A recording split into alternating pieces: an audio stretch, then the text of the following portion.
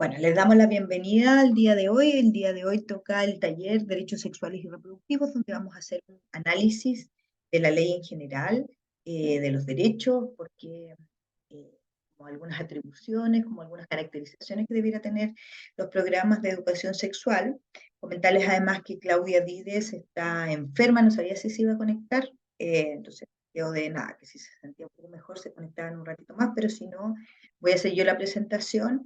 El material también va a estar disponible, así que les pido que vayan además interrumpiendo si tienen preguntas, dudas o cualquier dificultad que tengan. ¿Ok? Les pegué también la asistencia, que se las vuelvo a pegar, solicitarles que si hay alguna, como luego cuando vaya avanzando la clase, la pueda pegar acá en el chat, porque como yo voy a estar compartiendo pantalla, se me hace un poquito más difícil. Solicitarles además que puedan encender las cámaras, así vamos dialogando y vamos conversando. Y la idea también es ir conectándose e intercambiando. Otro elemento más que es importante decir es que estas capacitaciones van en el contexto de los 1000 decálogos por una educación no sexista, entonces es importante también que vayan construyendo sus decálogos, está la metodología disponible, comentar, o sea, me gustaría que me comentaran además si les ha llegado la información formal vía, sobre todo los colegios de Santiago, los distintos comunes que tenemos convenios, si les ha llegado la información para la construcción de los decálogos con fecha en las cuales ya se debería ir programando. No sé, Ángela, las demás, si tienen Ruth, no sé dónde son, Maciel, Ana, Catalina, Roxana, Verónica, si es que tienen, si es que le ha llegado alguna información o por medio de qué les ha llegado la información de los talleres, si me pueden comentar. Bueno, yo en mi caso mandé la información a dirección porque quería participar del tema de los decálogos de la educación no sexista, pero no me inflaron mucho, Rosita. ¿Y qué Entonces, comuna como he es tenido esa? O sea, San Bernardo, San Bernardo es un liceo de adultos. Igual he tenido algunas dificultades aquí en la escuela, así que no, como que no quise seguir. sí, igual San Bernardo además Bueno, creo que, no sé si me claro, entiendes, ¿cachai? Que no puedo hablar mucho porque estoy en la sala de profe. Y lo otro es que también se viene la evaluación docente, ¿cachai? Entonces esa es una presión más. Aparte, si yo quisiera hacerme cargo de esto, que me encantaría. Pero esa es mi situación. O sea, soy parte de alguna de las grabaciones que hacen ustedes, estoy al día de la plataforma y me he visto todos los videos y cualquier curso de educación no sexista me lo hago porque me encanta. Y si el decálogo se hace el próximo año, yo creo que ahí sí o sí con todo el power, porque ahora, como te digo, evaluación docente y en eso voy a estar metida el próximo semestre. súper. ¿Y Coronel les ha llegado la información de la implementación de los decálogos? Ahí estoy viendo a Roxana que está conectada. Roxana, ¿nos escuchas? ¿Puede hablar? Ahí, ¿Aló? ¿Me sí, escuchan ustedes? sí, sí, te escucho yo. ¿Aló?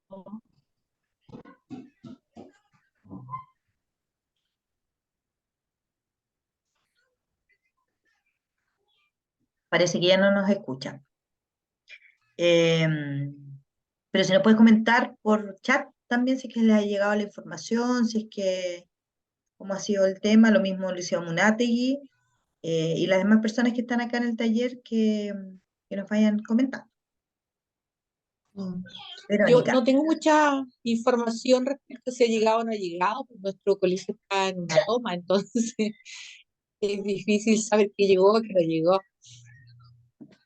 Claro.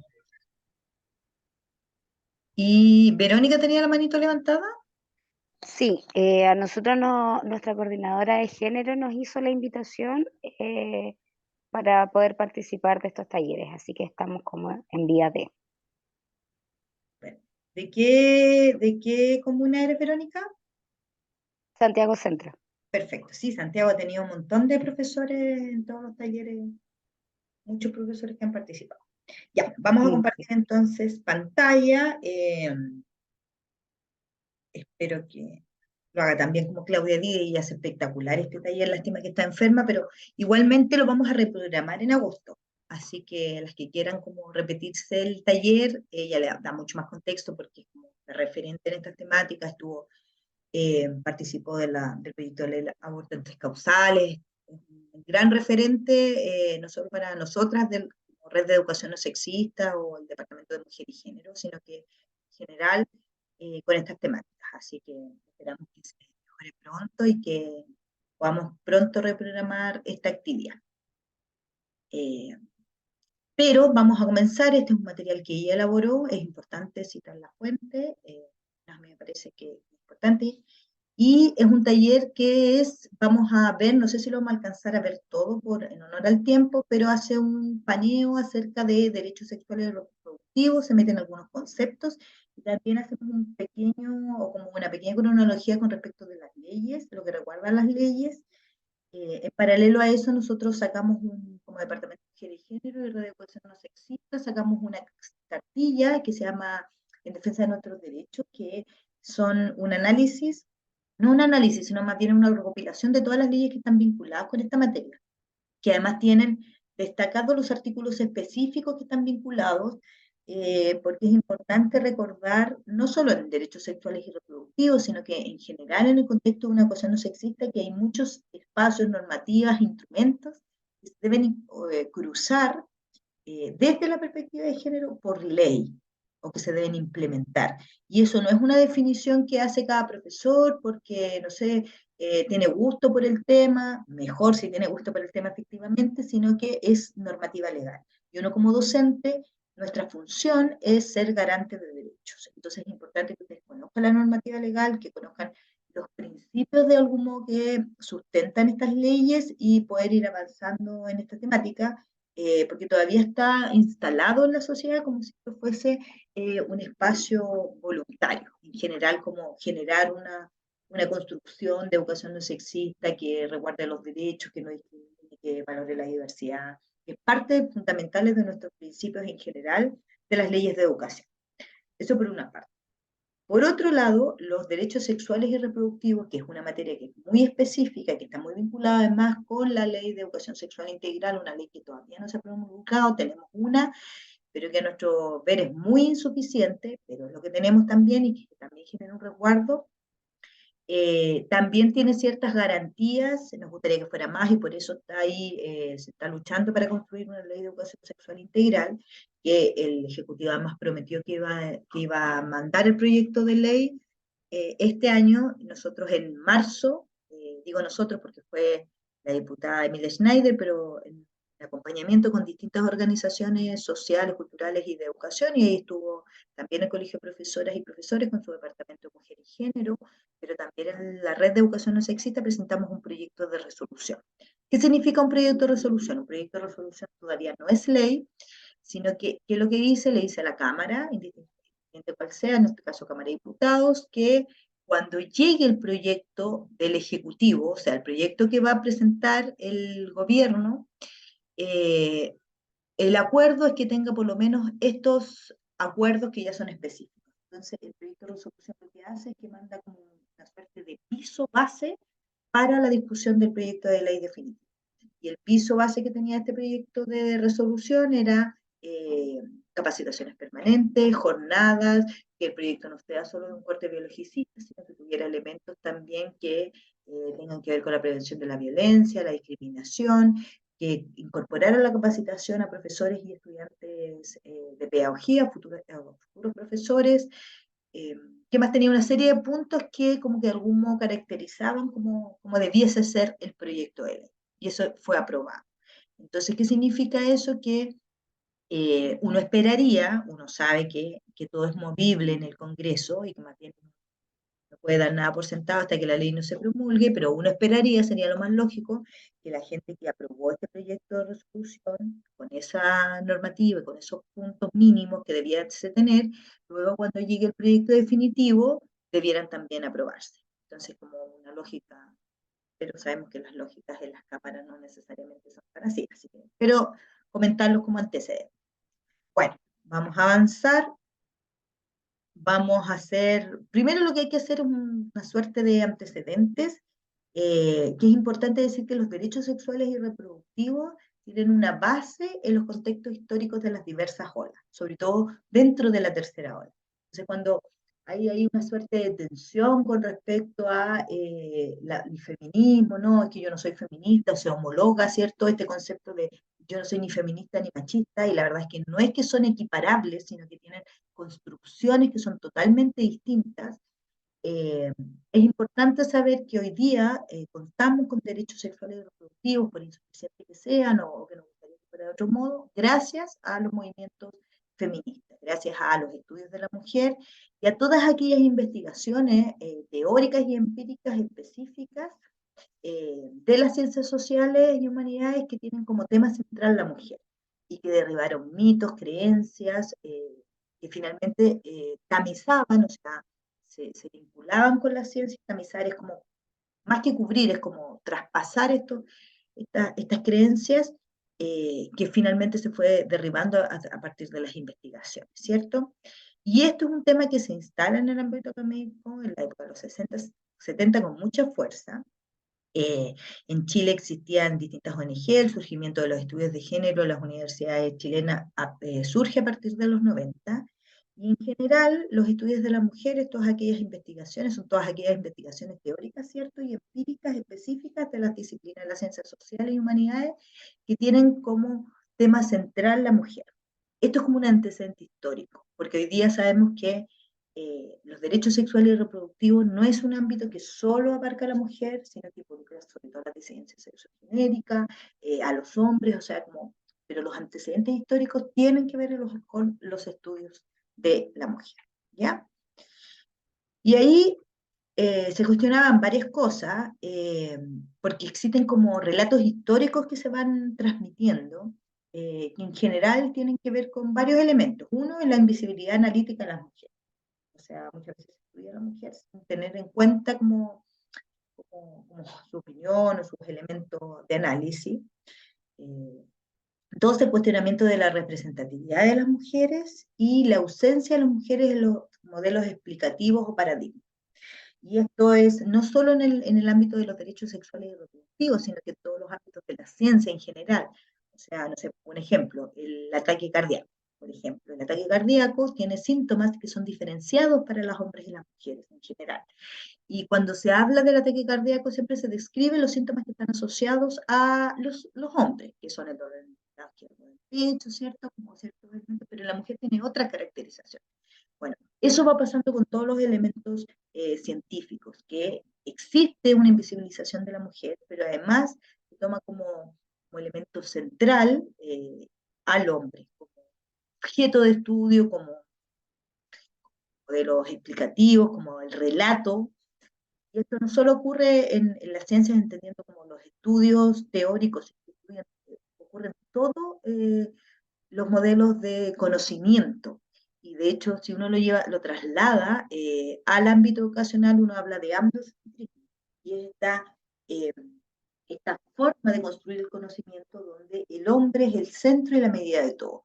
Y cuando aparece la mujer, sobre todo en el relato histórico, ella siempre aparece en un hecho secundario o en un rol secundario acompañando a los hombres. Entonces la mujer siempre es la esposa de alguien, o siempre es la madre de alguien, o directamente toma el apellido de su esposo. Por ejemplo, uno conoce a Ana Marie Curie como la esposa de, hasta hace muy poco, recién ahora se va rescatando como el legado científico de ella, eh, pero además uno la conoce como Marie Curie, que es el apellido del esposo, y fue ella la que generó todos los procesos de investigación, que era el actor relevante. Entonces, eso va pasando no solo con los estudios de género, quiero decir, sino que con todos los elementos de la ciencia, y se traduce también en el espacio educacional. La traducción que hacemos del conocimiento de la historiografía, que es cómo se cuenta la historia, este es un elemento que se reproduce y que nosotros como docentes reproducimos. Por eso, dentro de uno de los elementos que ponemos sobre la mesa para trabajar, sobre todo cuando trabajamos la taxonomía, para construir clases a partir de una ecuación sexista, decimos varias cosas. Uno, el rescate de autoras, y eso como a nivel bibliográfico, o sea, analizar desde su disciplina cuántos referentes masculinos tengo versus referentes más femeninos, cuántas referentes de la diversidad tengo, y si es que hago explícito esa acción, que son referentes de las diversidades, y poner estos elementos sobre la mesa. Esto tiene una importancia no solo del relato, con respecto al relato histórico, sino que también tiene una referencia con respecto a lo que hablan muchas feministas, que es el techo de cristal. No sé si han escuchado este concepto, el techo de cristal, que es que las mujeres en general siempre tienen un tope para imaginar sus posibilidades futuras con respecto a la carrera que estudian, con respecto a sus logros, a sus metas y objetivos.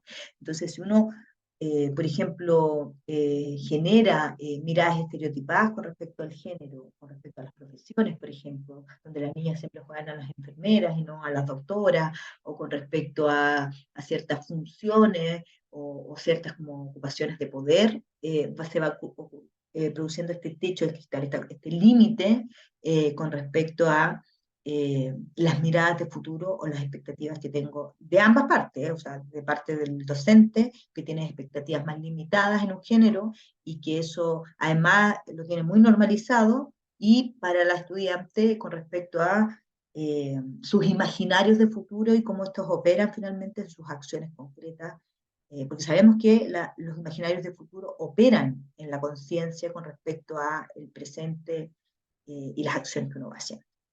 ¿Ya? Entonces eso es importante. Y bueno, hablábamos, y esto ya lo dijimos, androcentrismo, ¿cierto? O el endocentrismo, que es favorecer la propia cultura. O sea, quiero decir, esto es muy distinto si la investigación, por ejemplo, la hago, no sé, una mujer blanca, occidental, qué sé yo, profesional, y la hace, no sé, de los pueblos originarios. Entonces ahí prevalece una visión de mundo, una construcción de mundo, que también va ahí tiñendo el relato científico, el relato histórico. Entonces, nada, como eso es importante tenerlo, vamos a avanzar aquí en el tiempo, pero eso es importante tenerlo como piso para entender también cómo se fueron construyendo las investigaciones con respecto al género, cómo se fueron, además, haciendo los análisis de las formas de vida, de la sociedad en general, y cómo fueron los primeros estudios. Bueno, con respecto a eso, las premisas generales, vamos a tener algunos elementos. Uno, la subordinación de las mujeres producto de determinadas formas de organización y funcionamiento de las sociedades, y de las sociedades concretas. O sea, esto no tiene un carácter natural, biológico, o sea, no sé si ustedes recuerdan, pero en algún momento se llegó a decir que teníamos cerebros distintos. ¿Se acuerdan que la mujer tenía desarrollado, no sé, parte del cerebro versus el hombre? Y la verdad es que todos los estudios posteriores dijeron lo contrario. Eh, y también otra premisa importante es que no se avanzará solo estudiando a las mujeres, objeto de estudio que es más amplio, necesidad de analizar las relaciones que se producen en la sociedad, mujer con varón, mujer con mujer, varón con varón, o sea, también cómo se van relacionando los distintos elementos, las relaciones, que también es lo que pasa un poco en la escuela, ¿cierto? Cuando uno que lo quisiera hacer el traspaso a lo que pasa en nuestros establecimientos educacionales, siempre se pone en la educación no sexista como un espacio que es relativo a las mujeres, ¿cierto? Entonces, cuando uno habla de, bueno, vamos a hacer tal actividad, son las mujeres que además son las que se tienen que hacer cargo, y la verdad es que involucra todos los espacios, todas las relaciones, todos los estudios, incluyendo también las masculinidades en el caso de las escuelas que debiéramos trabajar, ¿ya? Bueno, tenemos las primeras aproximaciones, ¿cierto? Que no nos vamos a detener en ella porque este material se les va a ser enviado, pero están dos grandes autores autores que van trabajando, ¿cierto?, este tema. Y lo primero que vamos a definir es la categoría de género. Vamos a decir que el género es un sistema de prácticas, símbolos, representaciones, normas, valores que la sociedad construye en torno a la diferencia biológica entre hombres y mujeres. Pero no es algo fijo, sino que son finalmente categorías, y cuando hablamos de categoría de género, es un elemento constituido de las relaciones. Ay, esperen, que parece que me pegué. ¿Me escuchan? Sí, se me salió que la internet estaba inestable. Ya, me van comentando por fases que se cae, me salió un cuadrito. Bueno, lo que vamos a decir es que la categoría de género es un elemento constituido de las relaciones sociales, basadas en la diferencia percibidas entre los sexos, y es una forma primaria de relaciones significantes del poder. O sea, una forma de analizarlo es a partir desde el poder, ¿cierto? Desde el privilegio. Pero esto no es estático, o sea, si uno hace un estudio, por ejemplo, de otras civilizaciones, uno se puede dar cuenta que esta concepción binaria del sexo es una concepción que es occidental y que es de esta época, que en otras culturas existía muchos sexos, hay culturas que tienen 5 sexos, hay culturas que los sexos son fluidos, de hecho los mismos mapuches tenían una figura social que era una persona trans, ¿cierto? Que tenía un rol específico, y así, si uno trabaja con las distintas culturas, se puede ir dando cuenta, no solo en Macha, hay otro que lo podría buscar en algún momento, pero que me acuerdo que la Lucha Venegas hace un taller muy interesante, Rewenis, creo que se llama. Si me dan un minutito, seguro me voy a acordar, lo tengo ahí en una presentación. Pero así todas, o sea, culturas asiáticas. Hay un taller que habla de las aproximaciones a las olas feministas y uno ahí hace un barrido de todas estas culturas que tienen no esta concepción binaria del género. Entonces también es importante que es la cultura quien construye estas categorías a partir de un hecho biológico, a partir de diferencias sexuales, pero que hoy día sabemos que estas diferencias sexuales eh, no son tan rígidas como nosotros las creíamos, que también es como un elemento que se instala. O sea, hoy día reconocemos y valoramos, por ejemplo, las personas que son parte de la comunidad intersex o los géneros fluidos.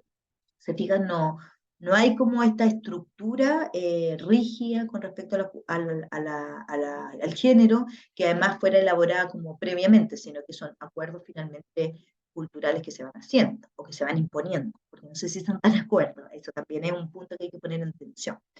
Y las características que son consideradas femeninas como masculinas son adquiridas por un complejo proceso individual y social, y no es una mera derivación natural del sexo. ¿Qué quiere decir esto? Que existen muchos dispositivos y que la escuela cuenta con muchos dispositivos, y es importante que esto lo comprendamos, que tienen que ver con caracterizar qué es lo aceptadamente correcto para lo femenino y para lo masculino. Y ahí es súper importante tenerlo como premisa, porque uno sabe que los niños llegan con sesgos y estereotipos a la escuela. Y más bien lo que uno esperaría, entendiendo como la escuela como un espacio seguro que valore la diversidad, es que las escuelas pudieran ir cuestionando, tensionando, liberando más bien a las y los estudiantes de estos estereotipos. Y más bien lo que sabemos que pasa es que los fija con mayor eh, permanencia. O sea, en vez de generar una apertura o un cuestionamiento, eh, lo que va haciendo es que los fija a fuego. Y eso es importante además entender cómo existen dispositivos dentro de la escuela que son los encargados de fijar estas miradas o estas caracterizaciones con respecto al género, y que es importante cuestionar también en los instrumentos, ya sea de gestión o en el PMI o en el PADEM, en el caso de ponerlo ahí como elemento cuestionador. Y uno de ellos, por ejemplo, es el uniforme. O sea, todas las energías que gastamos sobre todo los colegios, en el uniforme. Todavía hay colegios que tienen dentro de su reglamento los pelos cortos para las mujeres, o los menos mal, la no utilización de ciertos elementos, que son finalmente categorías del género, que lo único que hacen es generar estos sesgos y estereotipos. Es importante que lo llevemos a un espacio de discusión, que lo llevemos nosotros como profesoras, nosotras, a un espacio de discusión. Avanza. Entonces, ¿qué es lo que vamos a decir? Que es una construcción social, ¿cierto? Y además una categoría para analizar desde el punto de vista de los estudios con respecto al género, pero además es una categoría política, que implica acciones para transformar las desigualdades. Cuando nosotros hablamos de perspectiva de género, decimos la perspectiva de género sirve para eliminar esas brechas de desigualdad, porque la discriminación o la falta de perspectiva de género lo que hace es que genera desigualdades históricas, refuerza estas desigualdades históricas que hemos construido dentro de las escuelas. Y bueno, esto ya sabemos que son en las escuelas como roles y papeles definidos, ¿cierto? Espacios definidos, estereotipos, valoraciones sociales, y esto es muy importante tener en cuenta porque los colegios operan con muchos de estos elementos. si bien los documentos o los instrumentos de gestión en general no tienen diferencias para sexo, sabemos que la valoración social es muy distinta cuando ocurre de un género a otro. Pongo un ejemplo. Por ejemplo, cuando dos niñas se pelean, la valoración o la sanción social que tiene eso, la sanción social más bien, es mucho más fuerte que cuando dos niños se pelean. Esto mismo también ocurre cuando, por ejemplo, a una niña uno le escucha un garabato, la sanción social es distinta.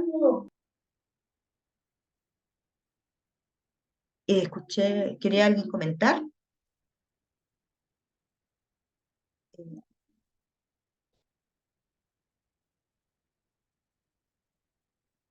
¿El resto me escucha bien o es solo Ángela?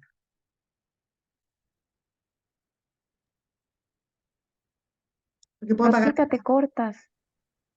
Sí, ya, voy a apagar la cámara entonces. Detener el video. Ya, ahí debiera escucharse un poco mejor. ¿Me escuchan? Ya, gracias por comentar. Eh, También ocurre, hablábamos de esto de la valoración social, también tiene ciertos análisis con respecto a las diversidades sexogenéricas. Por ejemplo, las expresiones de afecto que tienen los adolescentes, que además uno eh, debiera, o sea, son parte de la constitución del ser humano generar relaciones de afecto, ¿cierto? En los colegios, ¿cuándo empiezan a incomodar? Cuando estas relaciones de afecto en general las hacen dos parejas del mismo sexo. Entonces ahí vemos que también es importante como hacer, como tener en cuenta como las valoraciones sociales que se va teniendo con respecto a los géneros. eh, ¿En serio? Espérate, déjame, voy a cerrar algunas cosas. Espérame un pelín.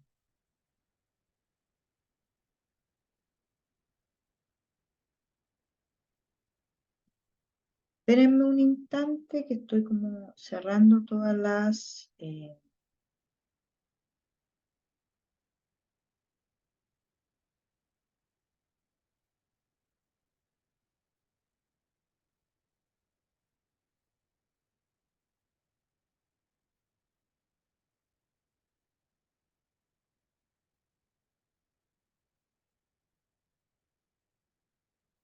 ya, ¿ahí se escucha mejor? Sí, Ya, súper.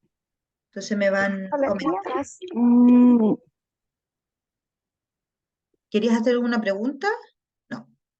Ya, vamos a seguir entonces. Bueno, valoración social, esto lo vamos a avanzar un poquito para... ya, aquí nos vamos a detener un poco. Como también la inscripción, y no sé si se recuerdan, que hace 2 años atrás salió en el CPIP una, una cartilla, ¿cierto?, de tercero básico, me acuerdo perfectamente, que describía además como el comportamiento de las niñas versus los niños y hacía esta separación, ¿no?, por género, eh, que era bastante sorprendente, porque uno dice, bueno, el CPIP, que es un organismo del Estado que debiera capacitarnos, hace estas categorizaciones. Bueno, ahí hubo todo un programa social, de hecho, luego lo tuvieron que bajar, pidieron las disculpas públicas, qué sé yo.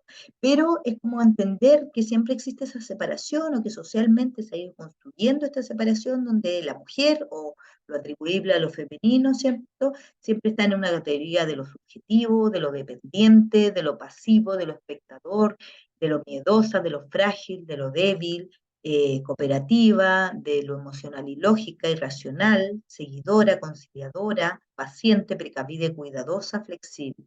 Versus el hombre, ¿cierto? Que es objetivo, independiente, activo, ejecutor, valiente, fuerte, poderoso, competitivo, racional, lógico, y ahí todo que lo corroboran además los estudios que han hecho sobre todo Jimena Súa y distintas profesoras, con respecto a estos sesgos que tienen las instituciones educacionales con respecto a las expectativas que tienen con las y los niños. Entonces, la creencia de que los niños tienen estas habilidades innatas, ¿cierto?, para las matemáticas y las ciencias exactas versus las niñas que son más bien de los campos de las humanidades. Líder, agresivo, impetuoso, atrevido, aventurero. Y esto está construido socialmente, pero además tiñe todo nuestro espacio escolar. Y es importante que lo tengamos presente, que tiñe los espacios, la utilización del patio, ¿cierto? Entonces, en esta suerte de que el hombre requiere moverse más, de que el niño requiere moverse más, la ocupación de los espacios, el uniforme, o sea, ¿por qué las niñas ocupan falda, además? Las niñas pequeñas o este jumper, porque claro, está esta creencia detrás, entonces porque uno se imagina, ver una niña tercero básico con falda, podrá, no sé, jugar en el recreo, estirarse, correr, subir, qué sé yo, hacer como todas estas actos que son lógicos de la edad, además, que son gente que es muy favorable que lo haga. Entonces ahí es súper interesante también analizar cómo elementos que hoy día tenemos muy normalizados dentro del aula, están, o dentro de nuestras comunidades, vienen en esta creencia estereotipada y cómo se comportan los géneros.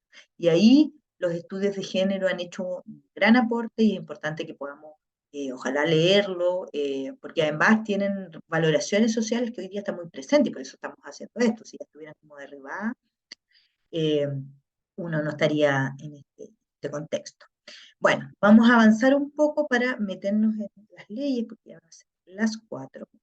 Y lo primero que vamos a decir es que el sexismo es una discriminación basada en el sexo de las personas y que beneficia a un sexo sobre otro. En este caso es que beneficia a lo masculino y es lo que ha pasado históricamente sobre lo femenino o sobre la otredad, todo lo que no es masculino. Y aquí están incorporadas las disidencias sexogenéricas, ¿cierto? Eh, o como también características que van teniendo, por ejemplo, los niños, características que uno socialmente atribuye como a lo femenino, también son sujetos de mucha burla, molestia, bullying, violencia, y eso está presente en nuestro sistema escolar. Aquí el ejemplo de esta niña, ¿cierto?, de rosado con la plancha, que además es muy incentivado como los juegos infantiles, versus el niño eh, con la pelota, no para nada. Justo veía el mensaje de Ángela. Dale nomás, Ángela. Discriminación de género. Entonces vamos a decir que discriminación de género es cualquier distinción, exclusión, restricción que se haga en función de los roles o normas establecidos socialmente para los géneros. Y ahí las y los profesores vamos haciendo esta discriminación permanentemente. No solo como en el discurso de odio, que se cree como la discriminación más brutal, ¿cierto? Sino que en las expectativas que tenemos de nuestros alumnos, en lo que esperamos para ellos, ¿cierto? Hay un proceso.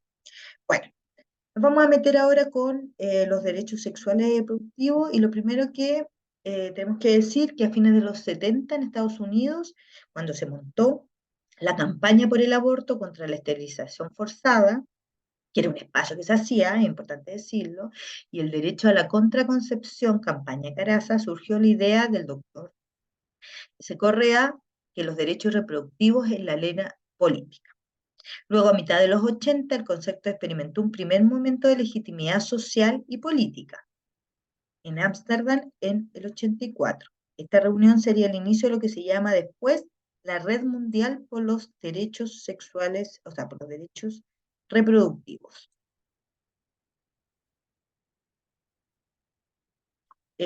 Ahí, Fabián, ¿me escuchan bien?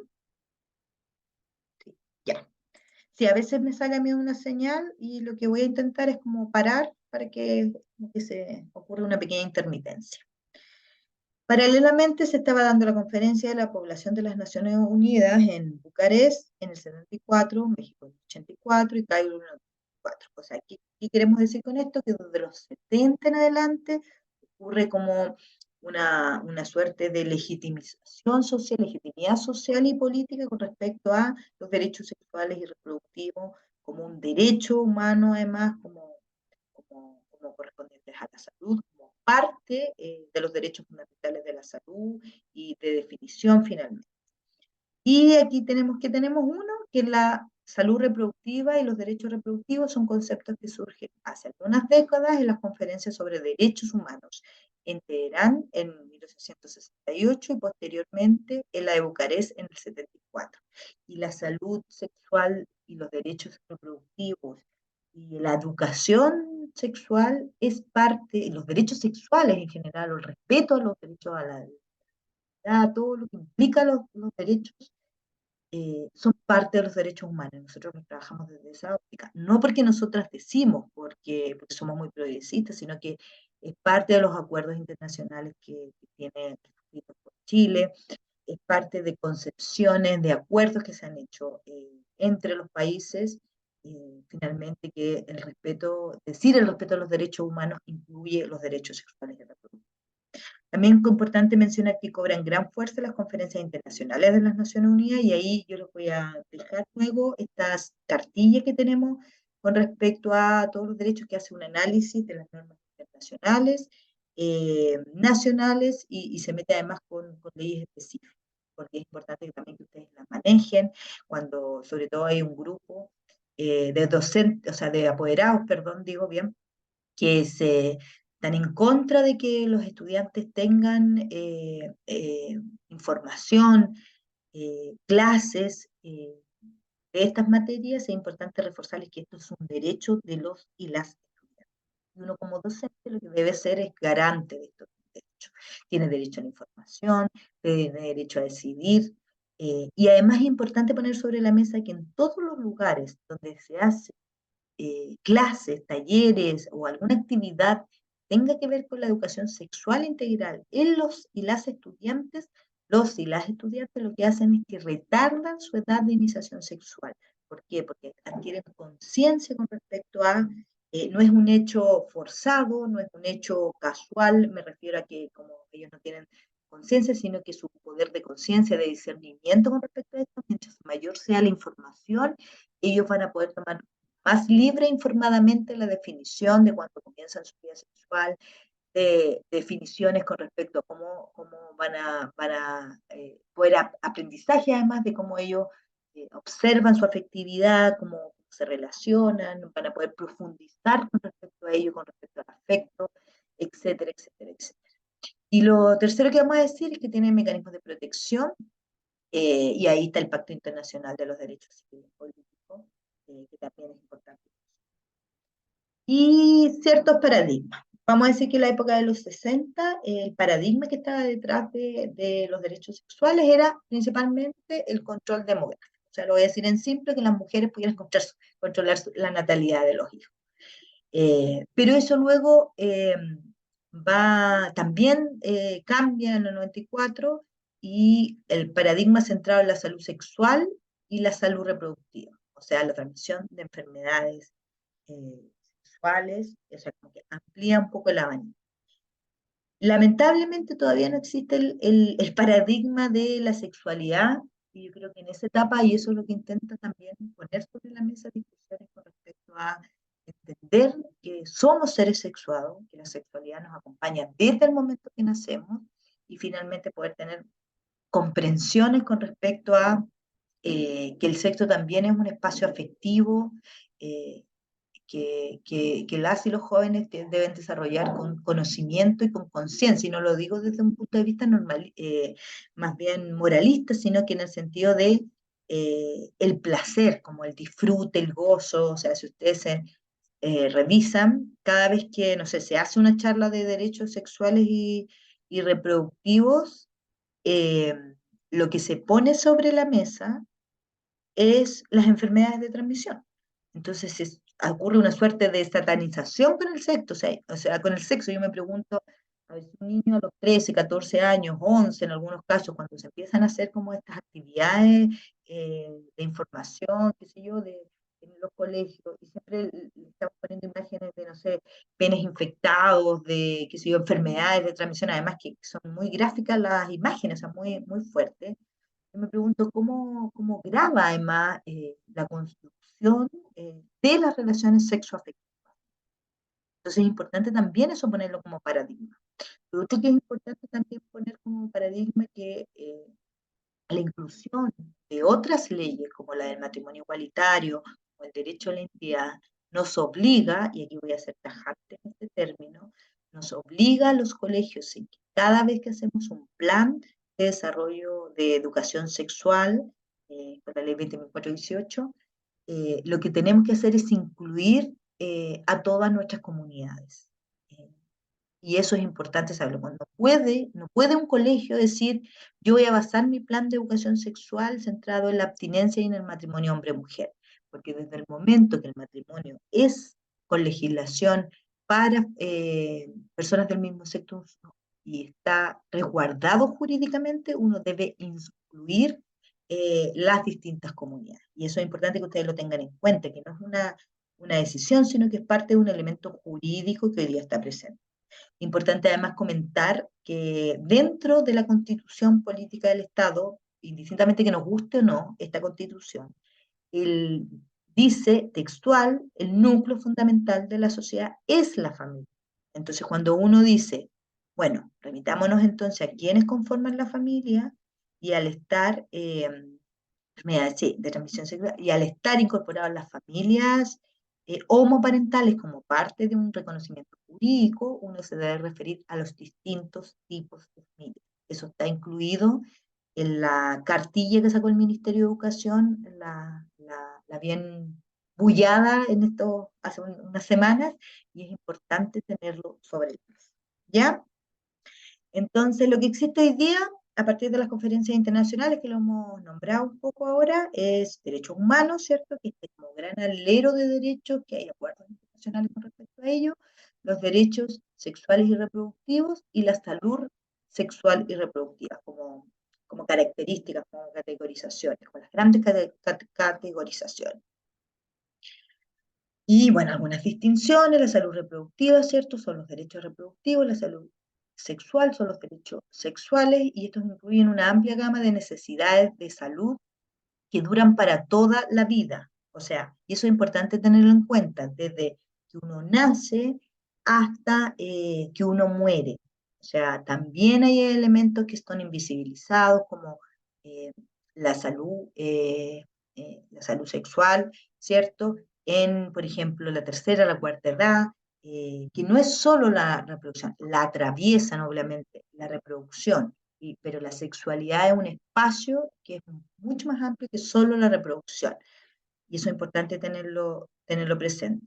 Que además esto se relaciona con la integridad física, la autonomía y la dignidad de mujeres, hombres, chilenos y chilenas.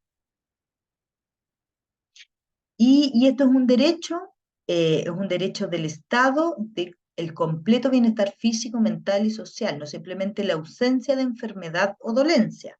Esto es lo que decíamos de esta categorización, ¿cierto? Que siempre existe, que se ven los derechos sexuales y reproductivos eh, cuando hay como una enfermedad, ¿cierto? Si no, es como mejor no hablar de estos temas. Entonces, cuando ocurre un conflicto, lo pongo en el alero de los establecimientos escolares, cuando ocurre un conflicto, una cosa que, que, que nos genera tensión, ahí recién uno empieza a hablar de estas temáticas, y no como un bienestar, como algo natural, algo que es una etapa que además, o sea, no es solo una etapa, sino que la sexualidad tiene una traducción en cada etapa de desarrollo. Entonces uno con los más pequeños hablará, por ejemplo, de la parte del cuerpo, del derecho a la privacidad, del resguardo, ¿cierto?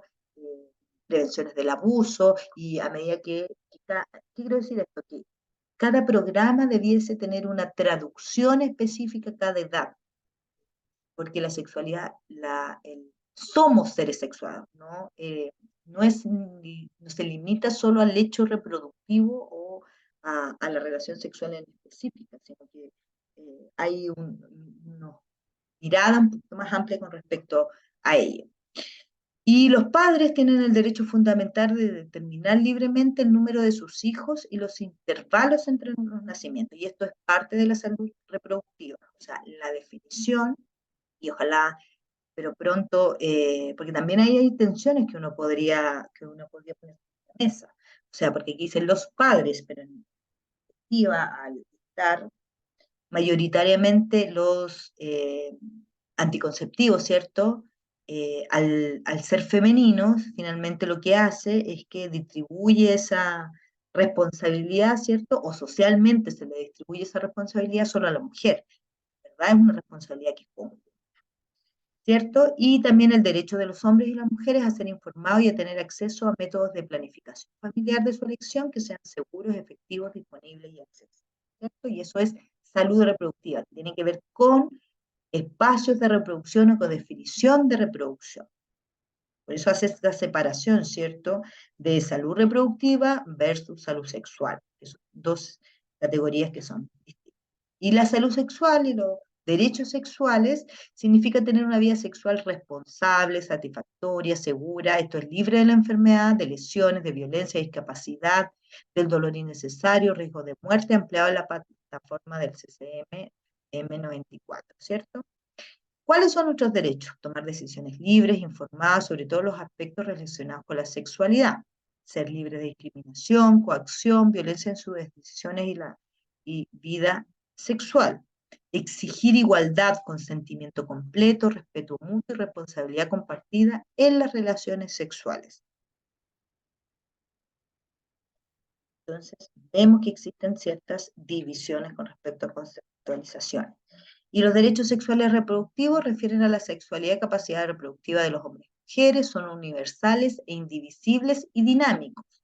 Son herramientas para promover la justicia social, la dignidad de la persona y permiten adoptar libremente, sin ningún tipo de coacción o violencia, decisiones en la vida sexual y reproductiva, ¿cierto? Y en un cuadrito, no los vamos a leer todos, pero el derecho a escoger, el derecho a reconocerse como seres sexuados, con pleno respeto de la integridad del cuerpo, ¿cierto? Eh, como derechos sexuales. Y por eso es importante hacer esta definición de que los derechos reproductivos tienen que ver con la reproducción, pero los derechos sexuales es reconocerse también como seres sexuados, o dejar, o sea, el otro día estuve en un foro en la Universidad Católica y mostrábamos las experiencias, por ejemplo, de una educadora que ellos han incorporado muchos cambios, si se recuerdan se las puedo mandar, la presentación, es muy interesante. Por ejemplo, todo el tema de la modificación de los cuentos con respecto al consentimiento, el nombrar por el nombre real que tienen, ¿cierto? Las partes del cuerpo, cerraron los baños, entonces hicieron todo un tema con la señalética, como el derecho a la intimidad, porque en general en educación parvularia los baños son abiertos, ¿cierto? Todo un tema con la normalización en ese sentido, como establecer normas de qué me puede ver, que no. Fue súper interesante la experiencia. Y además cómo han incluido a los padres en todo este proceso eh, de finalmente generar cambios en los establecimientos educacionales desde muy pequeños. Bueno, ahí están, se los voy a mandar. Y las leyes. Entonces, espérenme un minuto que me salió conexión inestable. Ya, y aquí están, bueno, distintas leyes, la de ley de identidad y género, que esta es súper importante porque tiene su traducción en educación, que es con la circular 812, yo les voy a hacer llegar la cartilla. Eh, la ley, bueno, aborto tres causales, porque está aquí, porque el aborto de tres causales involucra las menores, no las y las menores de edad. En el caso de 14 años, pero menores a 14 años, también con acompañamiento del tutor, y en el caso de que no existiera este acompañamiento, se puede elevar eh, vía judicialmente una solicitud para optar al aborto causal, y eso es importante que ustedes lo sepan, porque nuestras alumnas pueden estar requiriendo hacer uso de esta ley.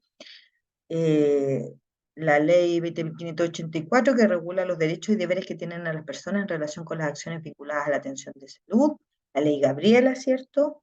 Que fue una ley que fue aprobada hace poco, que caracteriza o amplía el concepto de femicidio, ¿cierto? Que no solo la pareja que vivía, que estaban juntas, sino que también establece algunos elementos, otros elementos.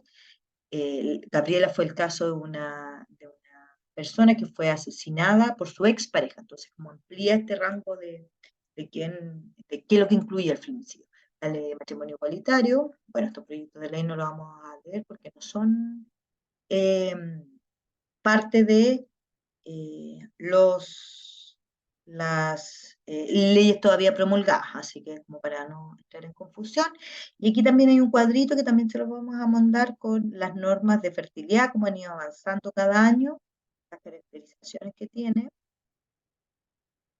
y la ley de violencia intrafamiliar, las normas de protección a la maternidad también, establecen medidas contra la discriminación, que es la ley Zamudio, que también tiene su traducción en la circular 707, que es una circular relativamente nueva, salió el año pasado, pero además es larga, entonces yo recomiendo que la lea, tiene varias hojas, es bastante, tiene traducciones que son súper concretas, otras un poco más amplias, pero es importante porque la circular sabemos que operan en los establecimientos escolares como ley, y y las profesoras estamos obligados a hacer cumplir lo que dice la normativa de la circular.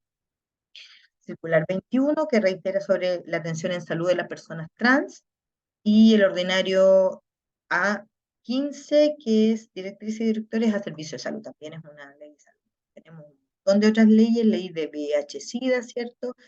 Relacionadas con el embarazo, etcétera, etcétera. Entonces, vamos a dejar de compartir. A ver si puedo prender la cámara, eso.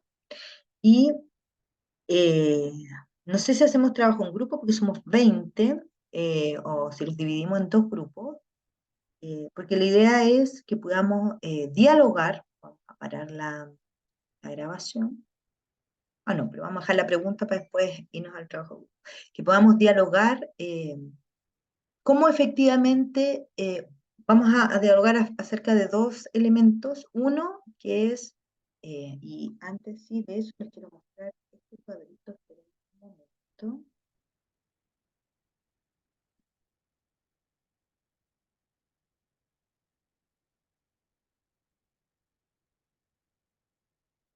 Esperemos un poco, no es que estoy abriendo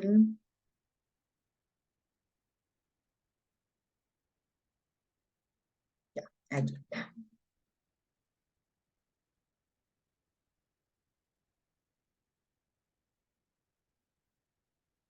Ya, vamos a compartir. Sexista, ya. Este, ¿lo están viendo? Ya. Este es un principio de los marcos normativos, que era el que les comentaba, que se los voy a enviar, que son todos los marcos normativos, se llama cartilla, marco legal, reconocimiento de los derechos, ¿ya? Y aquí trae todas las leyes, el marco normativo internacional, ¿cierto?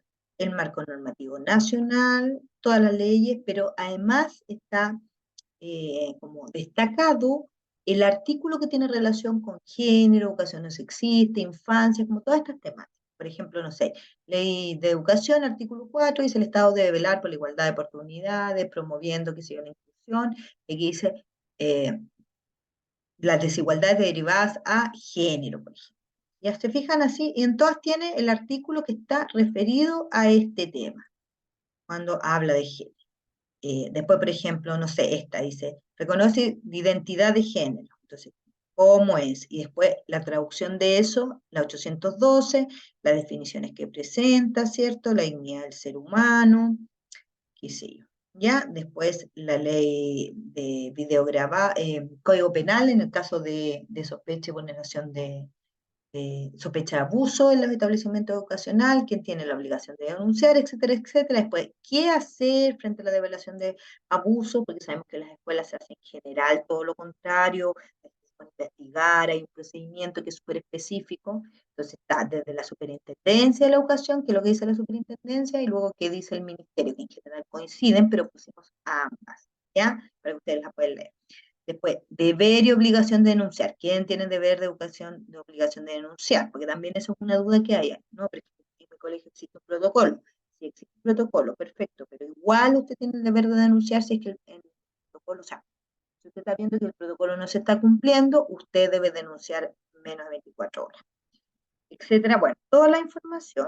Y aquí al final hicimos un cuadrito que son la tabla de principios de los marcos normativos.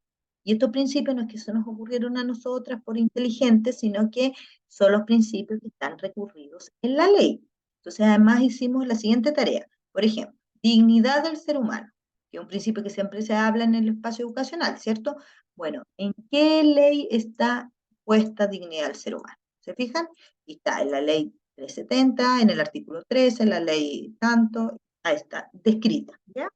Y son interés superior del niño, dignidad del ser humano, no discriminación arbitraria, legalidad, justo y racional del procedimiento, proporcionalidad, transparencia, participación, autonomía y diversidad, responsabilidad, igualdad de raza, etnia, clase, grupo socioeconómico, equidad y género, educación sexual científica, y esto es súper importante que lo sepan, que la ley especifica educación sexual científica, o sea, valida las investigaciones científicas valoradas o no valoradas, ¿cómo se dice?